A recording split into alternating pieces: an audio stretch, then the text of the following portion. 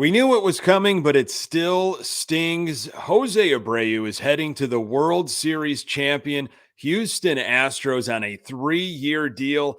It is really the end of an era and most likely the beginning for Andrew Vaughn. We also found out how much money Mike Clevinger is going to be making while pitching for the Chicago White Sox, and I am a little surprised.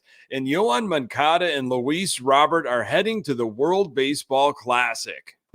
You are Locked On White Sox, your daily Chicago White Sox podcast. Part of the Locked On Podcast Network, your team every day.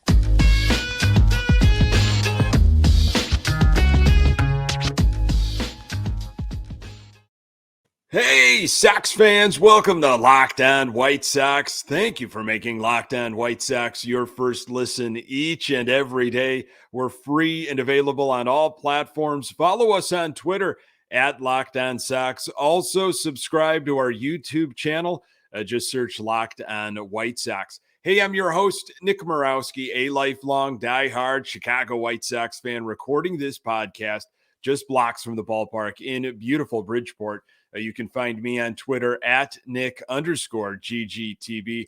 Really appreciate you letting me steal some of your time to talk off-season White Sox. Locked On White Sox is part of the Locked On Podcast Network, your team every day. Robert and Moncada's experience at the World Baseball Classic might be a good thing for the White Sox. Mike Clevinger is getting more money than I anticipated during his comeback tour. And we say goodbye for real this time to José Abreu. Our fears have finally been realized. José Abreu will not be wearing a White Sox uniform in 2023 after 9 seasons on the South Side. The only MLB home he has known. José Abreu has signed with the Houston Astros. Bob Nightingale of USA Today first reported that Abreu and the Astros were finalizing a deal, as well as the 3-year term. John Heyman of the New York Post first relayed that the salary would be around $20 million per season, and Mark Berman of Fox 26 reported that it would actually be $19.5 million per year for Abreu. This from the MLB Trade Rumors article by Dara McDonald. The Astros closed in on a deal with free agent first baseman José Abreu. It will be a 3-year deal for $19.5 million per season, bringing the total to $58.5 million. Remember, his contract in 2019 with the Sox was 3 years, $50 million. José Abreu will be 36 in January, has spent his entire big league career with the White Sox, with many other first base designated hitter candidates on the roster, such as Andrew Vaughn and Eloy Jimenez. The thinking was that the White Sox would let Abreu walk and dedicate their resources elsewhere, which now appears to have come to pass. The Astros were outstanding in 2022, winning 106 regular season games, then storming through the playoffs to their second World Series title. First base, it was actually one of the few weak spots on their roster, as Yuli Gurriel suffered through a down year at the plate after slashing .319, .383, .462 in 2021.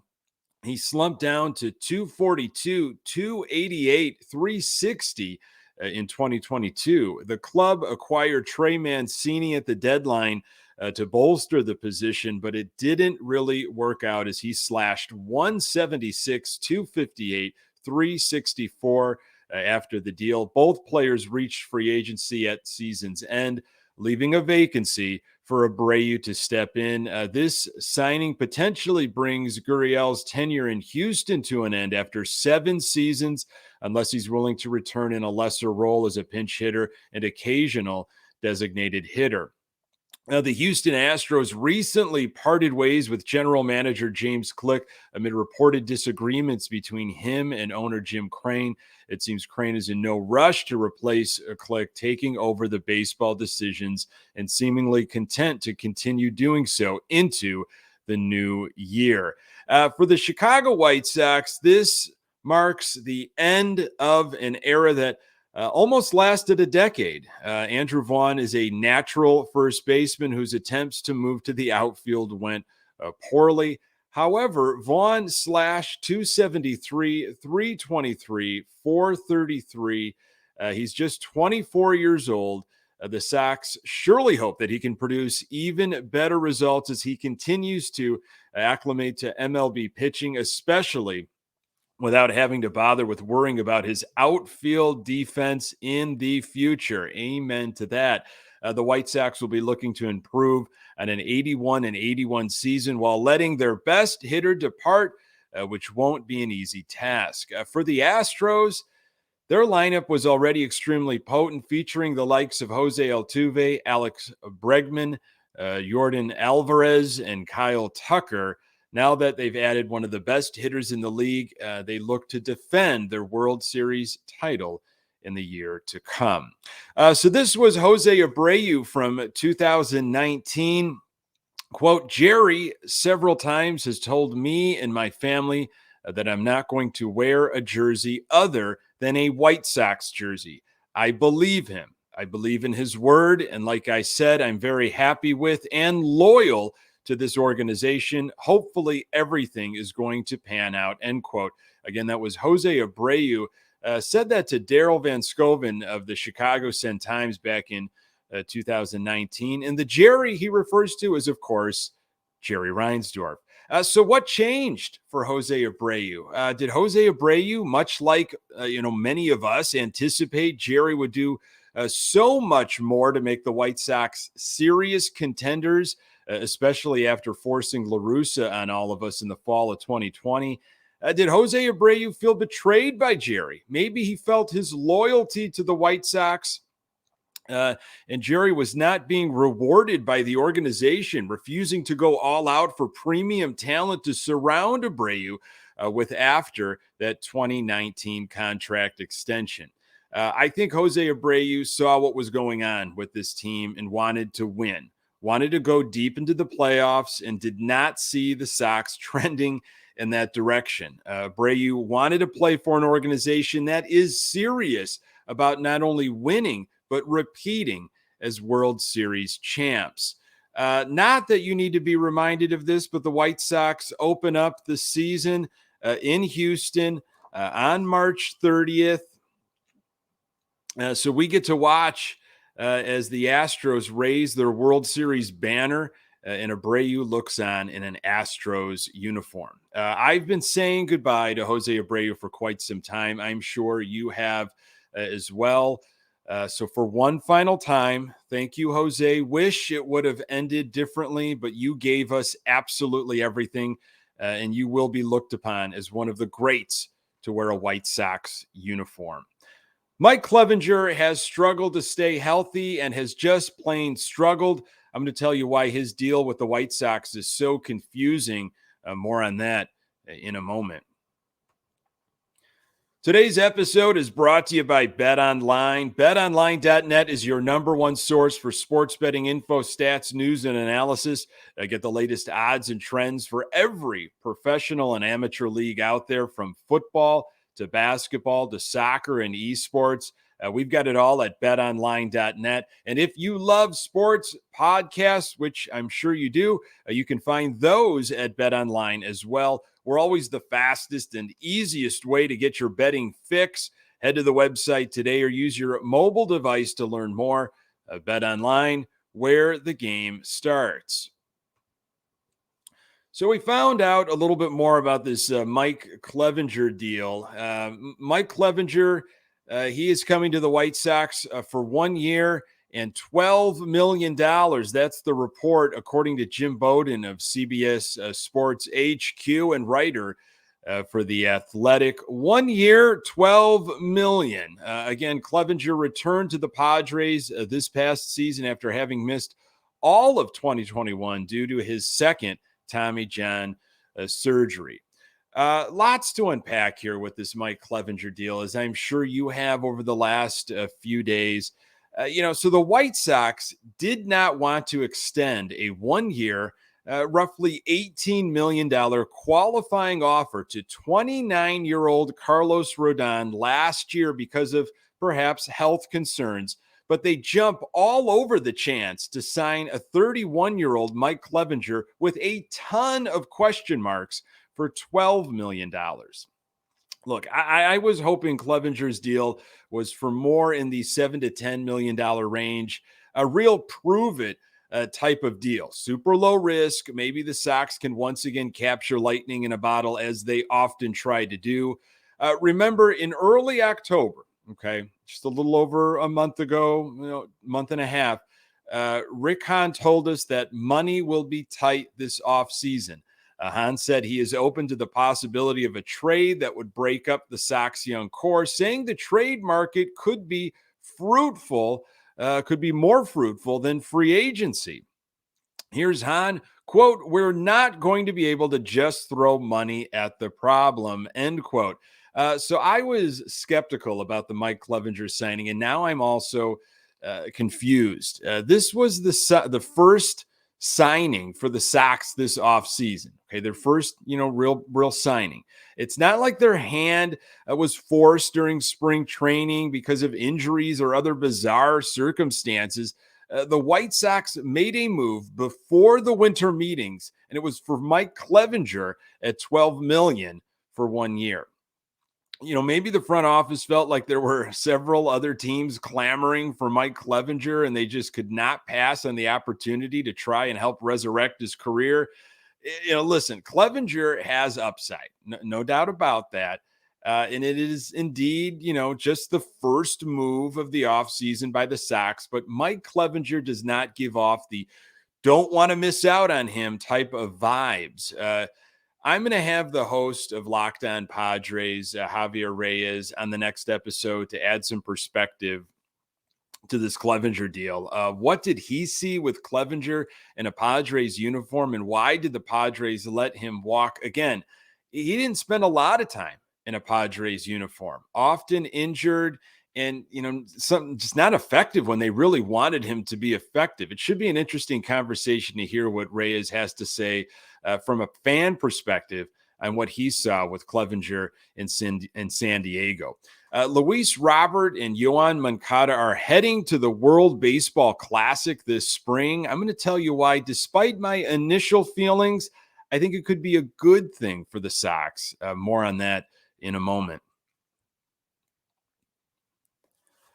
Some news and notes here to get to. John Morrissey reported on the MLB Network a few days ago. I don't know if you saw this. Yoan Moncada and Luis Robert will most likely be playing for Cuba in the World Baseball Classic. That is happening again in mid-March this year. And look, I'm happy for them to represent their countries, but honestly, I'd rather have them in Pedro Griffol's first spring training. It sure sounds like Grifol is going to be speaking a different language to his players. And I would hope Robert and Moncada would be able to start, helping to recreate the culture now that Abreu is gone. There's definitely, the risk of injury issue. And for Moncada and Robert, who just can't stay healthy, it's nerve-wracking. However, they could easily get hurt, at Camelback Ranch. We've seen tons of different injuries during spring training games. We know that all too well. Maybe, though, this is what I'm thinking, maybe the competitive nature of the World Baseball Classic will potentially get the juices flowing and they will be able to hit the ground running come opening day. Tim Anderson is also going to be playing for Team USA in the World Baseball Classic. I know there's a lot of folks that have, different opinions on this whatsoever. My initial feelings were absolutely not. They should not get permission to play. Keep them in, Arizona under a watchful eye. These guys just can't stay healthy. We need them, absolutely need them to stay healthy. See what kind of culture Grifol is starting to, build. He said it's going to happen day one. It'd be great if guys like Robert and Moncada can be there for the entirety, but I do think the competitive nature of this could help when it comes to, them hitting the ground running, ready to go for that big matchup with Houston on opening day. We've got some anniversaries here briefly to get to in terms of signings and re-signings, I guess, and I might not get to them with the conversation with Javier Reyes. November 30th, just a few days away here, the Sox signed Kendall Graveman last year, 2021. That was their big signing, big free agent signing before the lockout. 3 years, $24 million, I believe. Sox have spent a ton of money on relief pitching, and Kendall Graveman was that first that big splash that the Sox had November 30th. Also on November 30th, 2021, Lurie Garcia signs a 3-year, $16.5 million deal to stay with the White Sox. So, yeah, two interesting things to chew on there. Sox, again, haven't been terribly active in November. They have been extremely active during the winter meetings. I mean, we have got next week starts the winter meeting. Sox have done a lot of stuff in December. You probably recall several different off seasons where, hey, Sox won the off season. Rick Hahn again to the rescue, and it really hasn't gotten us much at all. That's why the Clevinger deal was kind of surprising. The Sox acted kind of early, felt like they absolutely needed to have Clevinger, and again, maybe he can turn things around. But it's just shocking that a guy with so much baggage, this is the guy that they had to go out and get, and for $12 million.